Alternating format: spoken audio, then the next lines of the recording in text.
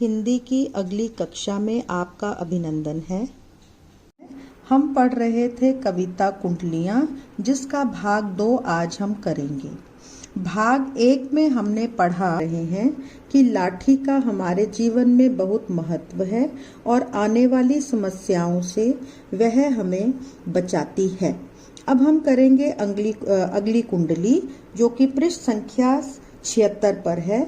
इसमें कवि ने काले कंबल के गुणों के बारे में बताया है, जो कि बहुत ही साधारण होता है।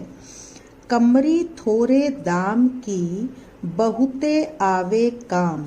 कमरी मतलब कंबल, थोरे मतलब थोड़ा या कम, दाम अर्थात कीमत। कि कंबल जो है वो बहुत ही कम दाम का होता है, परंतु वह बहुत काम आता है।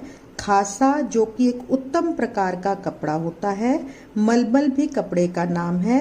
वाफ्ता अर्थात महंगा कपड़ा।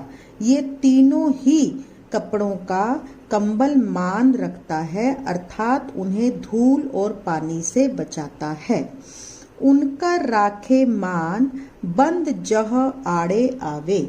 यह तीनों ही चीजों का मान रखता है और इसमें लपेटकर हम इस तीनों कपड़ों की हिफाजत कर सकते हैं।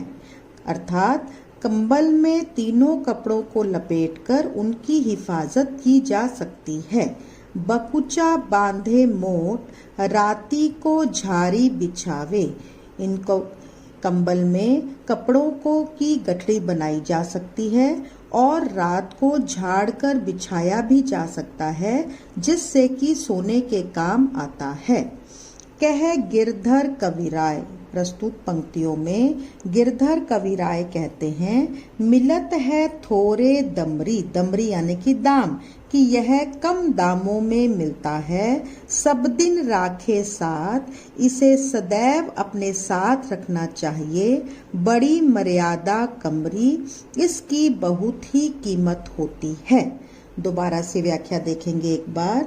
गिरधर कविराय द्वारा रचित उपर्युक्त कुंडलियां में कविराय काली कमरी की उपयोगिता पर प्रकाश डाल रहे हैं। कवि कहते हैं कि काली कमरी अत्यंत थोड़े मूल्य में ही प्राप्त हो जाती है। इस सस्ती कमरी के अनेक लाभ होते हैं। यह हमारे बहुत से काम आती है। खासा अर्थात उत्तम प्रकार का कपड़ा, मलमल और वाफ्ता अर्थात महंगा कपड़ा जैसे कीमती कपड़ों की धूल और पानी से रक्षा करने में कंबल का बहुत बड़ा हाथ होता है। अर्थात कीमती कपड़ों को कंबल में लपेटकर उनकी हिफाजत की जा सकती है। उन कपड़ों की गठरी भी बनाई जा सकती है और यही नहीं, रात पड़ने पर कंबल को झाड़कर बिछाया भी जा सकता है तथा उस पर आराम से सोया भी जा सकता है। गिरधर कविराय कहते हैं कि इतने उपयोगी कंबल बहुत ही कम दामों में उपलब्ध हो जाते हैं, इसलिए कंबल को सदैव अपने साथ रखना चाहिए। अगली कुंडलियों में देखिए, गुण के गाहक सहस नर, बिन गुण लहे न कोय।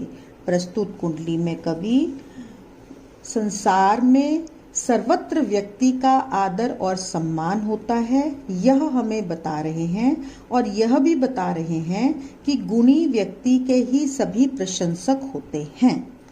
गुण के गाहक सहस नर, जो गुणी व्यक्ति होता है उसके हजारों चाहने वाले होते हैं, अर्थात ग्राहक होते हैं। नर बिन गुण लहे न कोय, लेकिन जिस व्यक्ति में गुण नहीं होते, जो अवगुणी व्यक्ति होता है, उसका कोई भी चाहने वाला या स्वीकार करने वाला नहीं होता।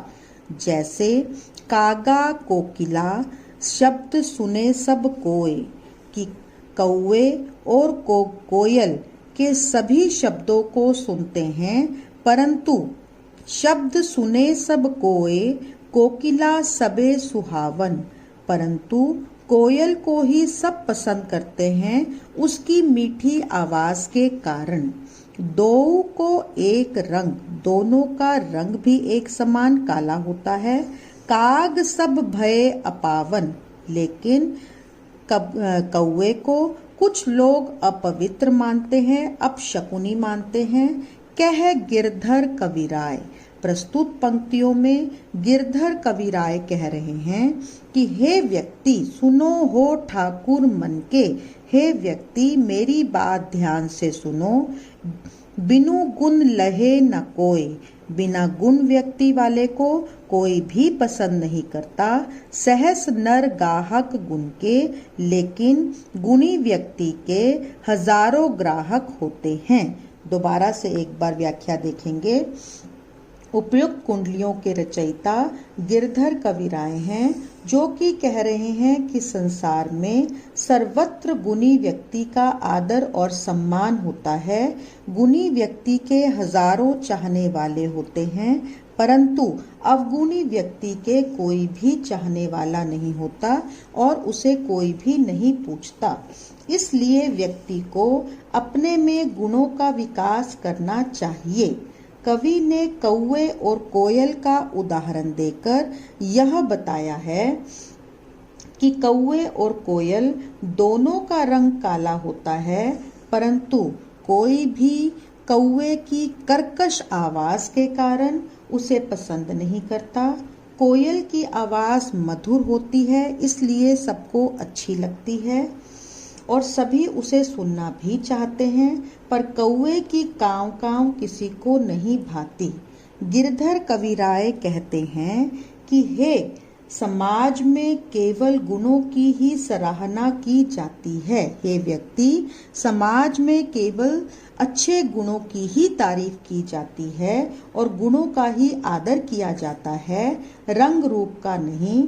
बिना गुणों के किसी का सम्मान नहीं होता। गुणी व्यक्ति को ही चाहने वाले हजारों होते हैं। इस प्रकार से हम ये 2 कुंडलियां आज करेंगे।